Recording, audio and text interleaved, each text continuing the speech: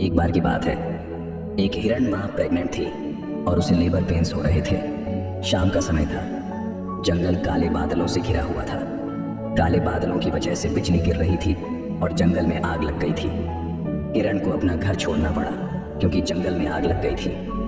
वो नदी के किनारे पानी पीने और अपने बच्चों को जन्म देने आई थी। उसने नदी में अपना चेहरा देखा। उसके चेहरे पर चिंता साफ दिख रही थी क्योंकि उसका घर जल रहा था और उसे बच्चों को जन्म देना था। जब वो पानी पीने जा रही थी, उसने अपनी बाईं तरफ कुछ हिलाते हुए सुना। उसने धीरे से अपनी बाईं तरफ देखा। उसने देखा कि झाड़ियों के पीछे एक शिकारी उस पर तीर तान रहा था।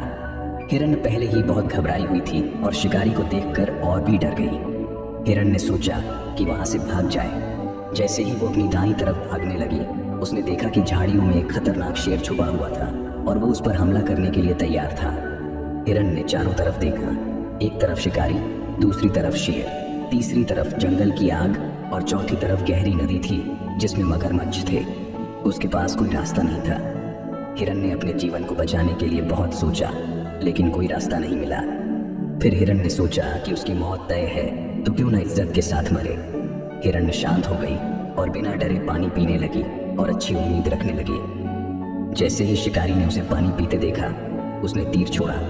तभी तेज बिजली की आवाज आई और शिकारी का हाथ कांप गया और उसका तीर शिकार से चूक गया और शेर को लग गया। शेर घायल हो गया और उसकी नजर शिकारी पर पड़ गई। शेर ने शिकारी पर हमला कर दिया और शिकारी अपनी जान बचाने के लिए भागने लगा और शेर उसका पीछा करने लगा।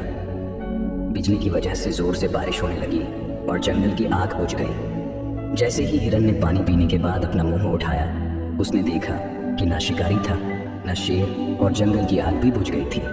हिरण ने बिना समय गंवाए वहां से भाग गई और एक सुरक्षित जगह पर जाकर 3 बच्चों को जन्म दिया। अगर हम अपनी जिंदगी में देखें तो हम पाएंगे कि कभी कभी हम चारों तरफ से मुश्किलों से घिर जाते हैं और कोई रास्ता नहीं दिखाई देता। लेकिन ऐसे समय में हमें हौसला नहीं खोना चाहिए।